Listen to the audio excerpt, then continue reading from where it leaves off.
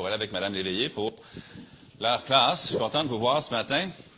Je ressens une joie et une énergie chez vous ce matin. Allons dans Éphésiens chapitre 2. Alors que vous le cherchez, j'espère que vous pourrez rester pour notre temps de communion fraternelle après le culte, évidemment. J'apprécie Mario, Kim et d'autres avec eux qui travaillent fort pour qu'on ait ces rafraîchissements-là. Le but, c'est pas les rafraîchissements, le café ou autre, c'est de pouvoir communier ensemble les uns avec les autres. J'espère que vous allez pouvoir saisir l'occasion. Et aussi qu'après, à 11h30, on aura deux choses spéciales. Premièrement, on va avoir un vote pour les membres de l'Église. Tout le monde peut assister, mais les membres auront l'occasion de voter pour ce qu'on va faire avec l'excédent de notre compte mission. Pour moi, c'est quelque chose d'excitant que je vais vous proposer tantôt à 11h30. Je l'ai mentionné un peu déjà, mais on va en parler tantôt à 11h30. Puis aussi, on va faire un rapport, un petit compte-rendu d'où on en est avec notre recherche pour un bâtiment, un lieu de culte un peu plus spacieux. Alors, on va juste vous mettre à jour là-dessus. N'oubliez pas aussi, pendant que je suis dans les annonces, je me souviens de continuer. Aujourd'hui, le 15, c'est le dernier jour pour faire des nominations pour diacre. Donc, si vous êtes membre de l'Église, vous devriez avoir reçu un courriel avec un formulaire en ligne pour mettre pour des nominations pour diacre et conseiller. Si vous êtes membre de l'Église, si vous préférez le faire par papier, vous pouvez m'écrire vos nominations sur un bout de papier, me les remettre en main propre, et ça fera également. Et puis, ça, c'est en vue de voter pour nos diacres conseillers à la réunion annuelle qui aura lieu le dimanche 26 février. Donc, dimanche le 26 février, ce sera la réunion des membres en soirée, ce dimanche-là. Mais allons dans Éphésiens chapitre 2, s'il vous plaît. Éphésiens chapitre 2. J'aimerais qu'on parle de ce thème d'être nouveau. On veut être édifié cette année. Notre thème, c'est l'édification. Je bâtirai mon Église. Mais pour pouvoir bâtir, on est nouveau. Et j'aimerais qu'on puisse regarder ce thème de l'édification dans Éphésiens chapitre 2, à partir du verset 19 en particulier, et jusqu'au verset 23. Puis on va regarder ensemble ces quelques versets. Éphésiens 2, il y a des versets que vous connaissez bien, 8, 9, 10, entre autres, mais commençons au verset 19. « Ainsi donc, vous n'êtes plus des étrangers, ni des gens du dehors, mais vous êtes concitoyens des saints, gens de la maison de Dieu. Vous avez été édifiés sur le fondement des apôtres et des prophètes, Jésus-Christ lui-même étant la pierre angulaire. En lui, tout l'édifice, bien coordonné, s'élève pour être un temple saint dans le Seigneur. En lui, vous êtes aussi édifiés pour être une habitation de Dieu dans l'Esprit. » Prions. Père, merci pour ta parole. Merci pour Jésus. Merci pour le salut gratuit en Jésus. Merci que tu ne nous as pas donné simplement des instructions, mais tu t'es donné toi-même. Merci que tu nous aimes et que nous sommes en toi si nous sommes sauvés. Merci pour tant de magnifiques vérités. Et ce matin, aide-nous non seulement à les comprendre, mais à les déguster, à les apprécier. Aide-nous aussi à être motivés à cause de Jésus, à être encore plus solides et encore plus bâtis, personnellement, en tant que famille plurielle, en tant que famille au singulier, en tant qu'Église. Et fais ton œuvre dans nos cœurs, je le prie, au nom de Jésus. Amen. On veut être édifié. On a déjà vu cette année que d'être édifié, ça veut dire être construit. Mais si tu construis quelque chose, encore faut-il que tu saches pourquoi la chose est construite. Je ne sais pas si vous avez vu comme moi je ne sais pas si c'est la récession ou quoi, mais quand je me promène à Laval, moi je prends la 13, puis je prends la 440 pour venir à l'église de chez nous. J'ai remarqué qu'ils bâtissent beaucoup de bâtiments le long des autoroutes, mais des fois ces bâtiments-là semblent ne servir à rien. Je ne sais pas si c'est juste moi, je vois ça des fois, un gros entrepôt, puis là, 1 an après, il n'y a toujours rien dedans. 2 ans après, le bâtiment ne sert à rien. Il y a un beau bâtiment. Honnêtement, je vais être franc, des fois, je passe devant et je dis, Seigneur, si le bâtiment est pour rester vide, donne-le à l'Église baptiste centrale de Laval. Il t'appartient de toute manière. Mais blague, c'est une demi-blague. Mais je me dis, le bâtiment est là. Ils l'ont construit. Un architecte l'a dessiné. Des hommes ont passé des milliers d'heures à le bâtir. Puis là, 1 an, 2 ans, 3 ans, il reste vide. Des fois, c'est mieux d'avoir un terrain vide qu'avoir un bâtiment qui est inutile. Maintenant, on veut être édifié. Mais est-ce possible que parfois, une personne peut être édifiée, mais ensuite, tu te dis, mais ça sert à quoi? Est-ce qu'une église pourrait être édifiée, puis ensuite, tu regardes l'église, puis tu te dis, C'est beau, Dieu a fait pour eux de grandes choses, mais là, ça donne quoi au final? C'est quoi l'objectif derrière ça? Si vous achetez un terrain puis vous commencez à bâtir, je vais vous demander, tu bâtis quoi? Si vous me dites, je bâtis une maison, je vais prendre pour acquis, c'est parce que vous voulez habiter dedans. Si vous dites, je suis en train de bâtir un entrepôt, je vais prendre pour acquis que c'est parce que vous voulez entreposer des choses dedans. Si vous me dites, je suis en train de bâtir une écurie, je vais prendre pour acquis que c'est parce que vous avez des chevaux et vous voulez mettre vos chevaux dedans. Quand tu bâtis quelque chose, c'est pour un objectif. C'est pour quelque chose. Et quand Jésus dit, je bâtirai mon Église, est-ce que c'est juste parce qu'il voulait un bâtiment? Oh, on comprend que l'Église, c'est des gens, là, mais il voulait juste bâtir quelque chose pour que ce soit là. Il y avait un objectif. Éphésiens, c'est une épître qui est riche en doctrine, mais c'est aussi une épître qui est riche textuellement. Quand vous lisez Éphésiens, il y a plein d'images que Paul utilise, plein de métaphores qu'il utilise pour enseigner des vérités spirituelles. Il utilise beaucoup d'images. Juste dans les quelques versets que nous avons lus, il a parlé de citoyenneté, il a parlé de bâtiments, il a parlé de pierres angulaires, il y a plein d'images qui sont là.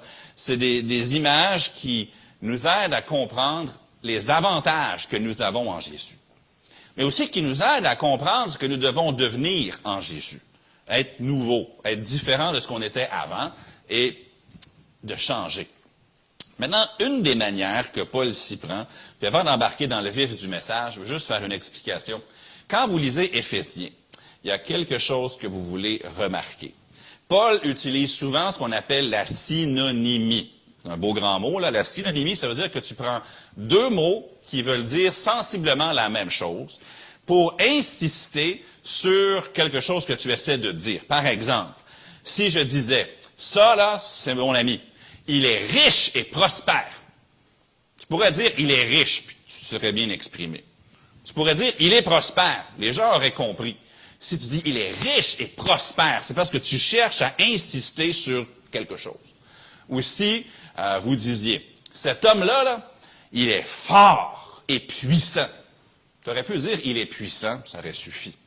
Tu aurais pu dire, il est fort. Les gens auraient compris. Si tu dis, il est fort et puissant, comme les enfants chantent, mon Dieu est si grand, si fort et si puissant, c'est pour insister le fait que Dieu est vraiment puissant. Ou, tiens, soyons romantiques un petit instant. Si vous dites, ma femme est belle et ravissante, est-ce que c'est nécessaire d'utiliser les deux adjectifs? Non. Si tu dis, ma femme est belle, les gens ont compris. Si tu dis, ma femme est ravissante, ils ont compris. Mais si tu dis, elle est belle et ravissante, ta femme va sourire encore plus grand, n'est-ce pas? Parce que tu es en train d'insister sur le fait qu'elle est belle et ravissante. Paul fait ça constamment dans Éphésiens. Il utilise un mot, puis là, un mot semblable. Un mot, puis encore. Juste regardez dans nos versets ici. Remarquez ce qu'il dit. Ainsi, vous n'êtes plus des étrangers, ni des gens du dehors. C'est quoi la différence entre des étrangers et des gens du dehors? Il n'y en a pas vraiment. C'est la même chose. Mais il insiste avec deux synonymes. Ensuite, il dit, vous êtes concitoyens des saints, gens de la maison de Dieu. Encore, ça veut dire la même chose, mais il insiste sur le fait que nous sommes maintenant la famille de Dieu. Ensuite, remarquez, il dit, vous avez été édifiés sur le fondement des apôtres et des prophètes. Jésus-Christ lui-même étant la pierre angulaire. L'enseignement des apôtres et des prophètes, c'était quoi? C'était Christ. Donc, il parle de leur enseignement, puis il parle de Jésus. Encore, il parle de la même chose.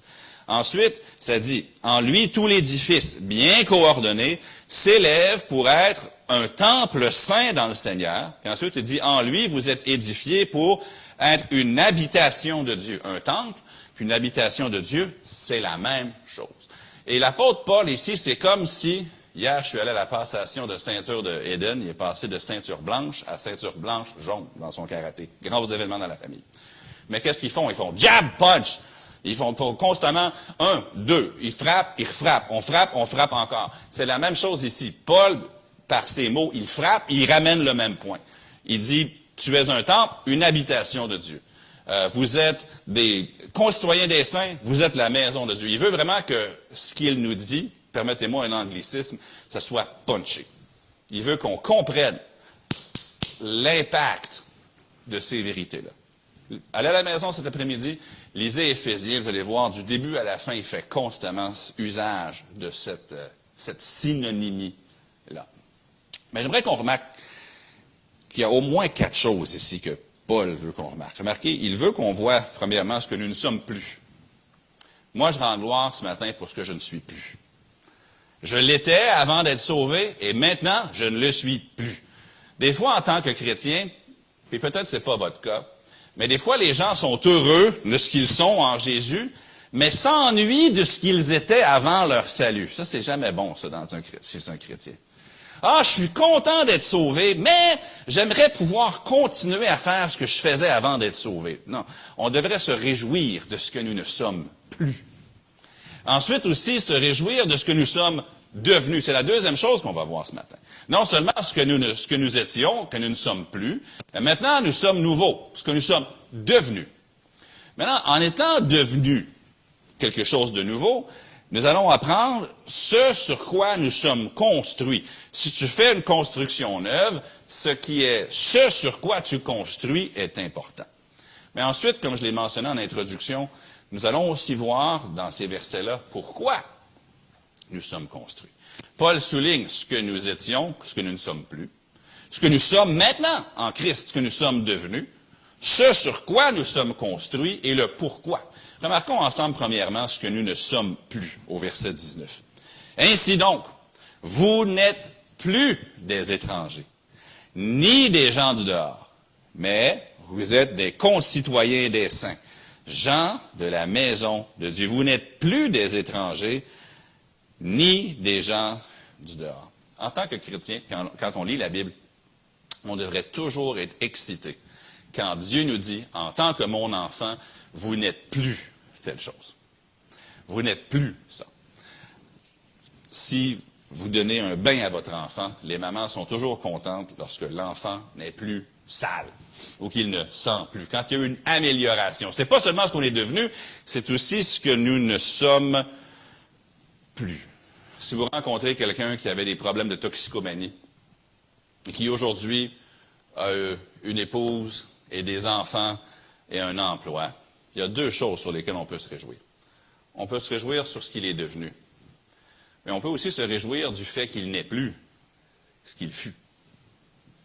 Et des fois, en tant que chrétien, je pense qu'on se réjouit de ce qu'on est devenu, mais comme je le mentionnais tantôt, des fois, les gens oublient de se réjouir sur ce qu'ils ne sont plus.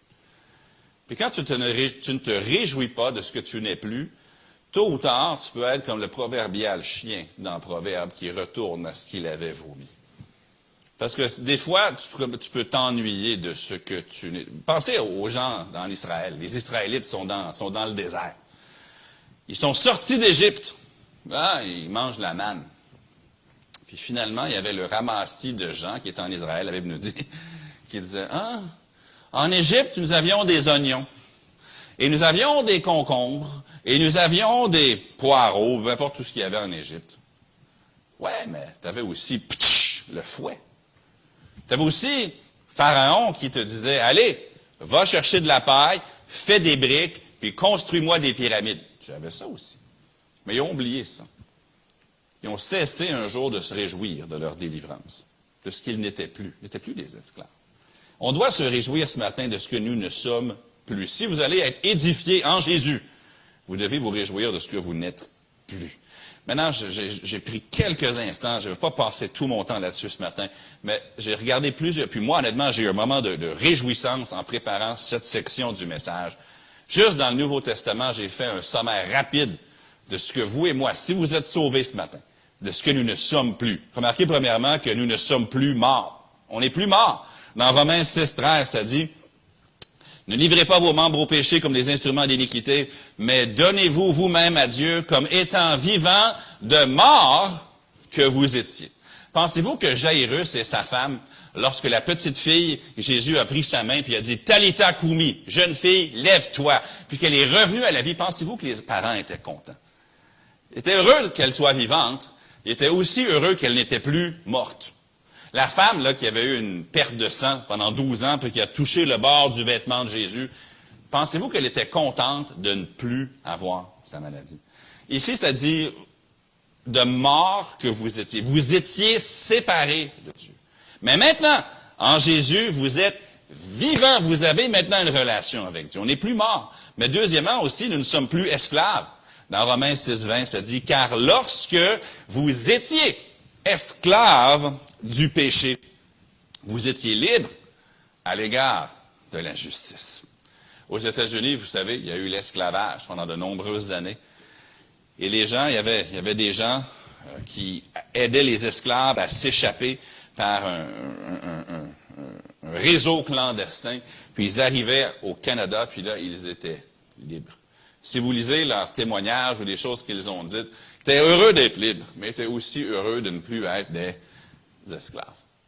Aujourd'hui, si vous êtes un enfant de Dieu, s'il y a un moment dans votre vie où vous avez été sauvé, vous n'êtes plus esclave du péché. Vous êtes libre. Troisièmement, nous ne sommes plus non plus impurs et injustes. Remarquez dans 1 Corinthiens 6:11. Maintenant, les Corinthiens, dans l'église de Corinthe, vous aviez des gens qui avaient commis à peu près toutes les abominations imaginables, avant leur salut. Maintenant, ça dit, et c'est là ce que vous étiez, quelques-uns de vous. Mais vous avez été lavés, mais vous avez été sanctifiés, mais vous avez été justifiés. Ne levez pas la main. Mais est-ce qu'il y a quelque chose que vous avez fait avant votre salut que vous regrettez? Peut-être qu'il y a quelqu'un qui, avant son salut, avait perdu sa pureté, n'avait pas attendu le mariage. Peut-être qu'il y a des gens qui ont commis d'autres gestes, d'autres péchés qu'ils regrettent. Et des fois, le diable va vous dire, ça, c'est toi, ça. Toi, tu es un comme ça. Toi, c'est ça que tu as fait. Toi, tu as fait tel crime, tu as fait telle chose, tu as fait telle chose. Mais Jésus vous rappelle, il dit, c'est là ce que vous étiez. C'est pas ce que tu es maintenant. Tu l'étais, tu ne l'es plus. Les hommes, les humains, on garde des archives. Même si ça fait 40 ans que tu l'as fait, ils l'ont pas oublié. Mais quand tu viens en Jésus, Jésus, il prend tout ton passé, puis il le déchire. Puis il le lave par son sang, puis il dit, c'est là ce que vous étiez. C'est pas ce que tu es maintenant. Maintenant, tu es sanctifié. Maintenant, tu es lavé. Et maintenant, tu es justifié. Dans Éphésiens 5:8, ça nous dit que nous ne sommes plus ténèbres. Ça dit, autrefois, vous étiez ténèbres. Maintenant, vous êtes lumière dans le Seigneur. Aussi, ça nous dit dans la Bible que nous ne sommes plus ignorants. Comme des enfants obéissants, ne vous conformez pas aux convoitises que vous aviez autrefois quand vous étiez dans l'ignorance. Un dernier. Nous ne sommes plus sans direction. Dans 1 Pierre 2, le verset 25, car vous étiez comme des brebis errantes. Mais maintenant, vous êtes retournés vers le pasteur et le gardien de vos âmes. Moi, je rends gloire à Dieu ce matin pour ce que je ne suis plus. Je suis plus ténèbres. Je ne suis plus impur. Je ne suis plus, on peut continuer. Mais maintenant, je suis une nouvelle créature. Les choses anciennes sont passées, et voici, toutes choses sont devenues nouvelles. Et si vous êtes ici, ou s'il y a quelqu'un qui est à l'écoute par vidéo, et que vous avez des poids, vous avez des fardeaux, vous avez des regrets de la vie, venez à Jésus. Parce que ceux qui viennent en Jésus deviennent une nouvelle création. Ils ne sont pas juste améliorés, ils sont transformés. Et c'est un nouveau départ. Il y a un cantique qu'on chante des fois. Tu peux venir à Jésus et repartir à zéro avec Jésus pour berger. Je rends grâce à Dieu ce matin pour ce que je suis. On va arriver à ça dans un instant. Mais avant d'arriver là, je rends grâce à Dieu pour ce que je ne suis plus, de ce que je ne suis pas. Il dit, « Ainsi, vous n'êtes plus des étrangers, ni des gens du dehors, mais vous êtes concitoyens des saints. » Éphésiens 2:19 nous donne une autre nouveauté. Nous ne sommes plus des gens du dehors. C'est pas facile être quelqu'un du dehors. Avez-vous vu dans les nouvelles le monsieur haïtien qui est décédé dans les bois à la colle? Il essayait de traverser aux États-Unis juste avant Noël. Puis il y avait un passeur. La dame était retournée déjà aux États-Unis. Il voulait aller rejoindre sa femme. Il était venu au Québec. Il n'avait pas pu trouver chaussures à son pied. Il n'avait pas pu rester ici. Puis là, il essaie de retourner aux États-Unis. Là, il y avait une tempête de neige. Le passeur l'a laissé. Il a dit, va par là. Puis malheureusement pour lui, il cherchait à traverser légalement aux États-Unis par le chemin Roxham là, à la colle. Et puis il est décédé dans la tempête de neige à quelques mètres à peine de la frontière américaine. C'est même les Américains qui l'ont trouvé avec un hélicoptère. Il était presque à la frontière, il ne s'est pas rendu. C'est pas facile de ne pas être reçu où tu es. Puis de te chercher. Dans les nouvelles, constamment, on voit des migrants, des Ukrainiens qui sont partis. Les Bolava qui étaient avec nous dimanche dernier, ils ont fait une petite vacance de leur temps pendant qu'il était ici. Il est resté au Holiday Inn, au centre-ville de Montréal, sur la rue René-Lévesque, je pense. Et puis, ou Sherbrooke, peu importe. Et puis, dans l'hôtel, ça disait, nous avons engagé plusieurs migrants ukrainiens. Parfois, leur français et leur anglais est difficile. S'il vous plaît, soyez patients. Parce que les gens crient après eux, même les services de sécurité, c'est des Ukrainiens qui ont trouvé un emploi là, à cause de la guerre, sont venus ici. Ça pourrait être vrai de plusieurs pays, mais c'est pas facile. Tu arrives et tu te sens, parce qu'à cause de la langue, ou à cause de la culture, ou à cause que tu n'as pas de droit, ou peu importe, tu sais, quelqu'un du dehors. Moi, personnellement, ça m'est plutôt...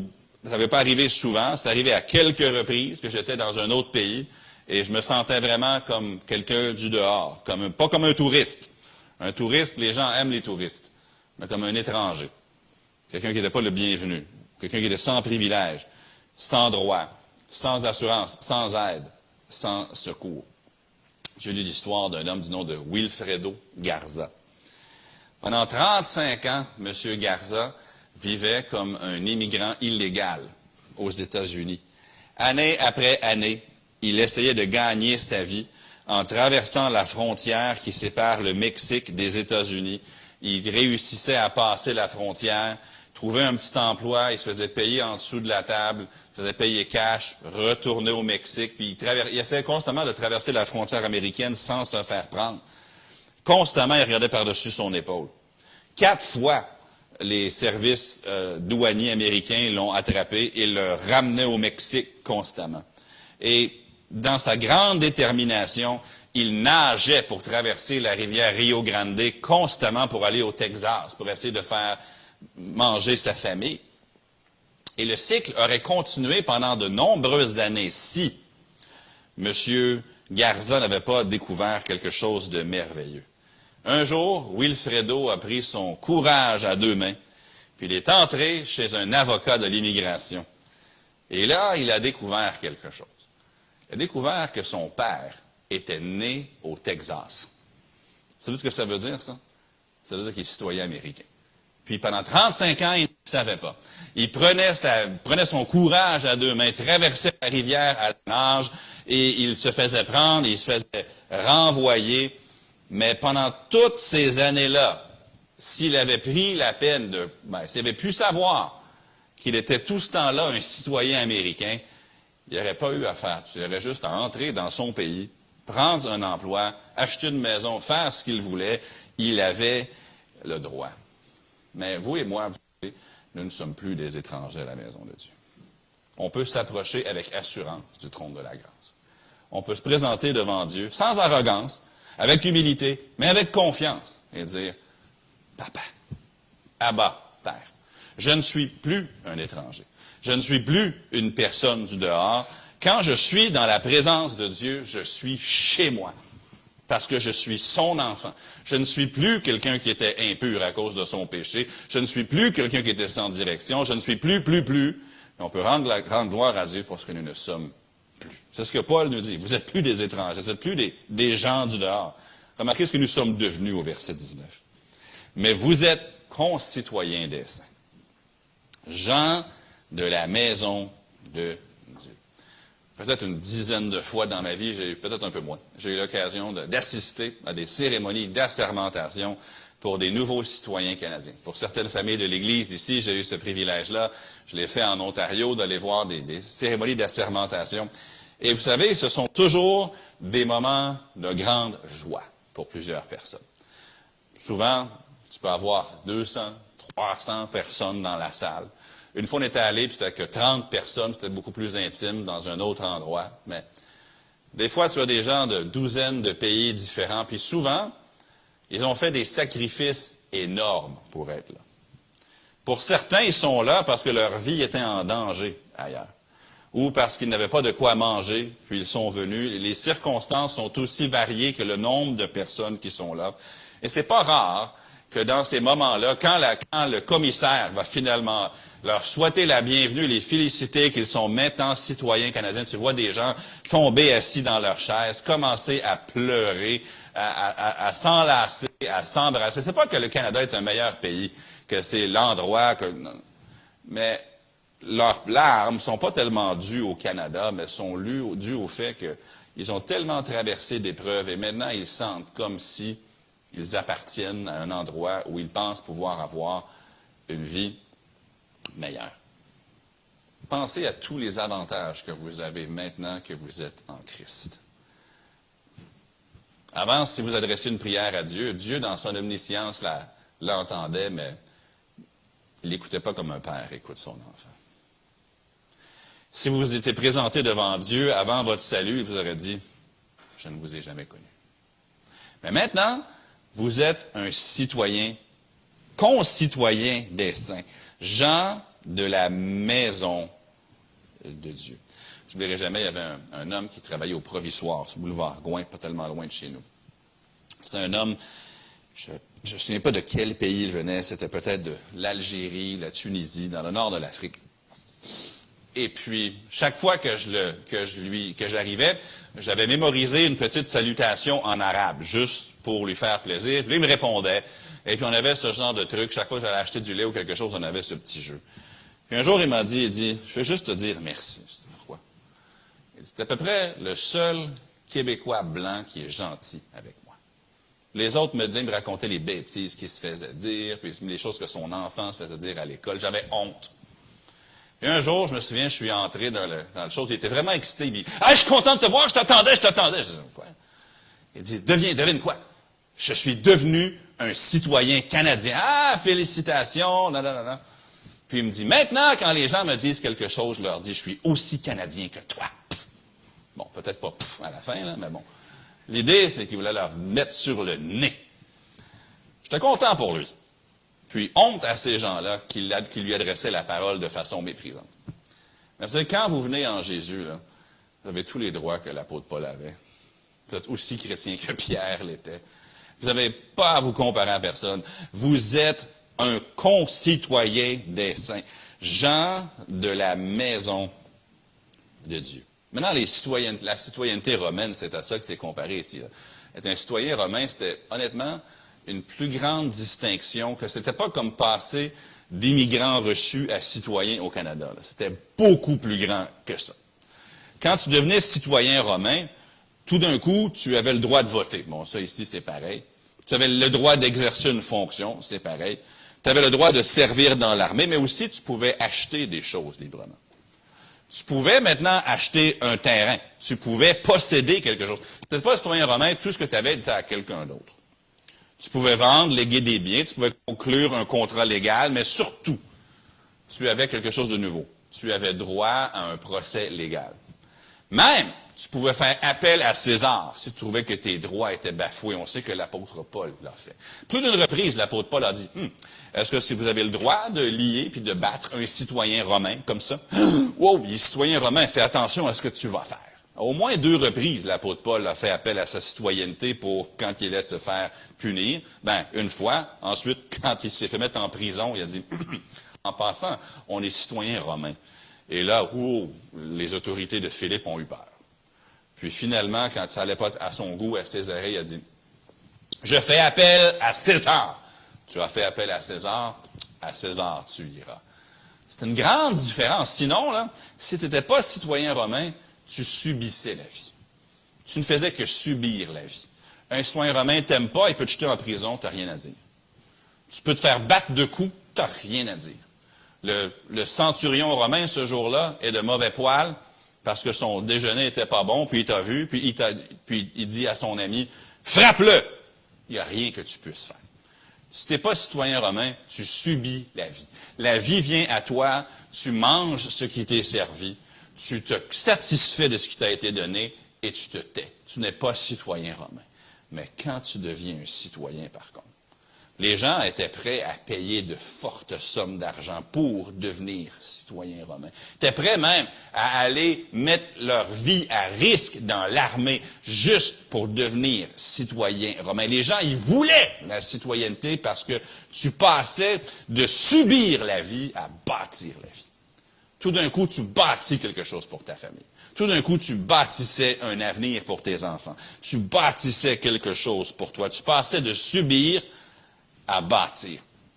C'était une énorme différence. Puis les gens de Éphèse, ils comprennent ça. Et Paul dit, hey, vous êtes maintenant des concitoyens des saints. Vous n'êtes pas juste nés en attendant de voir qu'est-ce qui va vous arriver. Puis une fois que cette chose-là est arrivée, vous allez mourir et vous serez oubliés. Non, non, non, non, non. Vous avez un avenir. Vous avez un Dieu, un Père céleste qui s'occupe de vous. Vous pouvez lui faire appel. Vous pouvez prier à lui. Vous pouvez compter pour lui. Prenez l'analogie que vous voulez, mais lorsque vous êtes né de nouveau, vous devenez membre de la famille de Dieu. Être un citoyen romain, soit tu naissais citoyen romain, ou tu donnais beaucoup d'argent pour le devenir. Vous êtes né de nouveau, ben vous êtes dans la famille de Dieu. Pourquoi? Parce que Jésus a payé le fort prix nécessaire pour que vous deveniez un enfant de Dieu. Puis attardons-nous sur les mots ici, ça dit au verset 19, vous êtes concitoyens des saints, gens de la maison de Dieu. Pensez-vous que Dieu s'occupe des gens de sa maison? En fait, il dit à nous qui sommes des humains, il dit dans 1 Timothée 5,8, si quelqu'un n'a pas soin des siens, dans sa maison, et principalement ceux de sa famille, il a renié la foi. Il est pire qu'un infidèle. Ça montre le zèle avec lequel Dieu veut qu'on s'occupe des gens de notre maison. Pensez-vous pas que le Père céleste qui est parfait va s'occuper des gens de sa maison? Des fois, les gens viennent me poser la question, ouais, on va en parler à 11h30 tantôt, ouais, pour le bâtiment, hein? Puis on peut parler de détails. Mais savez-vous que je suis zéro inquiet? Parce que Dieu s'occupe des gens de sa maison. Je ne suis pas inquiet avec l'avenir de l'Église. Pourquoi? Parce que Dieu s'occupe des gens de sa maison. Je ne suis pas inquiet qu'il va donner de la grâce de traverser les épreuves. Parce que Dieu n'est pas infidèle. Dieu n'est pas quelqu'un qui ne prend pas soin des siens. Croyez-vous pas que Dieu prend au sérieux de vous avoir? Si vous êtes dans sa maison, si vous êtes sauvé, vous êtes son enfant, Dieu s'occupe de vous. Il vous aime. Il se préoccupe de vous, il s'occupe de vous. Vous êtes dans sa famille. Nous avons de grands privilèges, de grands droits et de grandes garanties. Donc, on peut louer Dieu pour ce que nous ne sommes plus. Nous pouvons louer Dieu pour ce que nous sommes. Et on peut aussi le louer maintenant pour le fait que nous sommes édifiés. Juste avant, j'ai une histoire que je vais vous partager avant que j'aille à mon troisième point. C'est dans son autobiographie, My Political Life, A Journey. L'ancien premier ministre britannique Tony Blair raconte l'histoire suivante. Un de mes amis avait des parents immigrants, des Juifs d'Europe, qui étaient venus en Amérique cherchant la sécurité. Et il me raconte cette histoire. Ses parents ont vécu et travaillé à New York. Ils n'étaient pas riches. Le père est décédé lorsque mon ami était jeune. La mère a continué à vivre. Et avec le temps, mon ami a eu du succès et est devenu riche. Et souvent, il donnait à sa mère l'occasion de voyager à l'extérieur des États-Unis. Mais elle refusait toujours. Éventuellement, lorsqu'elle est décédée, ils sont allés trouver la boîte de sécurité, si vous voulez, le coffre-fort, où elle gardait ses bijoux. Et dans le coffre-fort, ils ont trouvé une autre boîte qui n'avait pas de clé. Ils ont dû percer pour ouvrir la boîte. On se posait la question, mais quel bijou doit se trouver dans cette boîte sécurisée à l'intérieur du coffre-fort? Ils ont fini par réussir à ouvrir la boîte et soulever le couvercle. Il y avait de l'emballage et de l'emballage et de l'emballage et finalement une enveloppe. Intrigués, ils ont ouvert l'enveloppe. Dans l'enveloppe, il n'y avait qu'une chose, son papier de citoyenneté américaine. Rien de plus. C'était son objet de plus grande valeur. Ce qu'elle valorisait plus que tout autre bien dans ce monde. C'était son plus grand trésor. Elle avait été persécutée comme juive en Europe. Sa vie était en danger. Ceux qui la rencontraient étaient peut-être des traîtres qui allaient l'envoyer à Auschwitz. Peu importe. Ça ne savait pas. Et pour elle, son plus grand désir, c'était juste d'être libre. De vivre dans un pays libre. Maintenant, vous et moi, nous ne sommes plus des gens du dehors.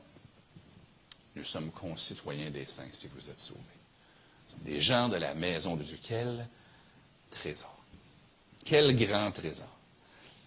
Mon temps file, mais j'aimerais qu'on remarque au verset 20 ce sur quoi nous sommes construits. Vous avez été édifiés sur le fondement des apôtres et des prophètes, Jésus-Christ lui-même étant la pierre angulaire. Bon, il prend maintenant l'image de la maison de Dieu qui a fini le verset 19. Là, il parle de la construction. Il saute d'une image à l'autre. Citoyenneté en parallèle avec famille et maintenant construction de la maison. La maison de Dieu, c'est-à-dire l'Église, se construit sur les apôtres et les prophètes, pas sur les gens eux-mêmes, mais sur les enseignements que Dieu leur a donnés, que nous avons dans le Nouveau Testament. Et on doit bâtir notre vie là-dessus. Juste petit à côté, quand ça dit les apôtres et les prophètes, des gens peuvent débattre, mais personnellement, je ne crois pas que c'est les prophètes de l'Ancien Testament comme Jérémie et Ésaïe. Nous ne sommes pas Israël, nous sommes l'Église. Je crois que les prophètes dont ça parle, ce sont les prophètes du Nouveau Testament qui enseignaient la parole de Dieu dans le Nouveau Testament avant que le canon du Nouveau Testament soit complet. Il y avait Agabus, qu'on connaît, et d'autres. Il y avait dans l'église d'Antioche des prophètes, des docteurs, il y avait des prophètes, c'est-à-dire des gens qui pouvaient prêcher la parole de Dieu par révélation avant que ce soit mis par écrit. Mais ça, c'est un détail. Je ne veux pas être redondant, mais c'est crucial que 2023 soit une année de progrès dans la parole de Dieu. Si on veut être bâti, il faut que cette Église mette en pratique davantage la parole de Dieu. Si vous voulez que votre famille soit bâtie, il faut que votre relation avec la parole de Dieu soit spéciale, que vous l'entendiez, que vous la compreniez, puis que vous la mettiez en pratique. On est édifié sur le fondement des apôtres et des prophètes. Une histoire un peu étrange qui est arrivée en Russie. En 2008, je crois que c'était. Il y avait une vieille église, un vieux bâtiment d'église qui avait plus de 200 ans. Et un jour, le bâtiment disparu, il n'était plus là. Les gens se posaient la question, mais qu'est-ce qui est arrivé à cette église-là? Ce bâtiment d'église-là. Des gens faisaient des blagues. Peut-être qu'un ovni, l'a enlevé. On s'entend que ce n'est pas ça. Mais vous devinez que le bâtiment a disparu parce que les gens volaient une brique à la fois. Les gens, il y avait tellement peu de matériaux de construction que les gens venaient, puis ils volaient une brique. Un autre volait une autre brique. Puis des fois, ils les vendaient. J'ai trouvé le prix, laissez-moi juste voir. Et puis chaque brique, ils réussissaient à vendre les briques pour 1 rouble, c'est-à-dire 4 sous dans notre argent à nous. C'est une église qui avait 2 étages de haut, qui est complètement disparue, une brique à la fois. Mais autant aujourd'hui, on peut détruire quelque chose d'une brique à la fois. Les choses se bâtissent aussi, une brique à la fois. Vous êtes une pierre vivante, une brique vivante dans la construction, l'édification de l'Église. Et si vous êtes édifiés sur le fondement des apôtres et des prophètes, c'est toute l'Église qui est édifiée. Si vous, en tant qu'individu, vous apprenez à mieux marcher par la parole de Dieu cette année, c'est toute l'Église qui est bâtie. Si votre famille devient plus fidèle à Dieu, c'est toute l'Église qui est bâtie. Une pierre vivante à la fois. L'Église, elle est construite sur la parole. La pierre angulaire de la parole de Dieu, c'est Christ. Mais une vie composée d'années, en passant, c'est composé de mois. La vie de l'Église, ça va faire 30 ans, l'anniversaire de l'Église baptiste centrale de Laval, bientôt. Mais des années, c'est composé de mois, de semaines, de jours. Aujourd'hui, est-ce que vous êtes en train de bâtir votre vie sur la parole? Je ne parle pas cette année même. Aujourd'hui, dimanche le 15 janvier, est-ce que vous êtes en train de bâtir aujourd'hui sur la parole de Dieu? Quand on fait venir M. Franco en avant puis qu'il partage le verset du mois, ce n'est pas parce qu'on veut occuper quelques minutes de la réunion pour... Non, c'est pour que vous et moi, nous puissions être bâtis. Quand j'ouvre la parole, je pourrais parler d'un autre sujet. Bien, quand on ouvre la parole, c'est parce qu'on veut qu'aujourd'hui, on soit bâti. Hier après-midi, j'ai dû venir à l'église, mais avant, on a pris le temps de s'asseoir en famille pour le culte familial. Pourquoi? Parce qu'il fallait que hier, samedi le 14, notre famille soit édifié sur le fondement des apôtres et des prophètes. Puis demain, puis le jour après. Puis je termine avec une dernière pensée, les versets 21 à 22. Ce pourquoi nous sommes construits. En lui, tout l'édifice bien coordonné, puis je n'ai pas le temps de développer cette pensée-là, tout l'édifice bien coordonné s'élève pour être un temple saint dans le Seigneur. Même si vous connaissez peu de choses sur l'Église d'Éphèse, vous pouvez sans doute imager un temple grec, n'est-ce pas? Avec les grosses colonnes. Puis, tu le vois sur la colline. Les touristes arrivent en ville, puis ils voient les temples. Ils voient, c'est magnifique, c'est haut, c'est splendide. Mais il dit, c'est pas un temple comme ça, c'est un temple saint. Laissez faire le temple de Jérusalem, ces gens-là ne l'ont jamais vu, le temple de Jérusalem. Ils ne savent pas c'est quoi. Pour eux, un temple, c'est des grosses colonnes grecques blanches, une belle grosse structure impressionnante. Pour eux, c'est ça un temple. Il dit, vous, l'Église, en lui, tout l'édifice bien coordonné, s'élève pour être un temple saint, pas païen, mais saint, dans le Seigneur. En lui, en Jésus, vous êtes aussi édifiés pour être une habitation de Dieu dans l'esprit. Je n'ai pas le temps de développer tout ce qu'eux comprenaient quand on prend le mot temple, mais c'est là que leur Dieu grec, c'est eux qui pensaient qu'il habitait là. Et Dieu dit, Paul dit, Jésus, il habite parmi vous. Il habite en vous. Quand les gens viennent ici, ils devraient autant ressentir qu'ils sont dans la présence de Dieu que les Grecs pensaient être dans la présence de Diane quand ils allaient au temple de Diane à Éphèse. Les gens devraient voir à quel point nous sommes dévoués envers lui, à quel point nous l'aimons, à quel point nous l'adorons. Vous savez, l'objectif de l'édification, c'est pas que notre Église passe de 80 à 150, puis ensuite de 150 à 200. Tu peux être une Église de 20, puis être un temple bien coordonné pour Christ. Tu peux être 200, puis juste être un club social.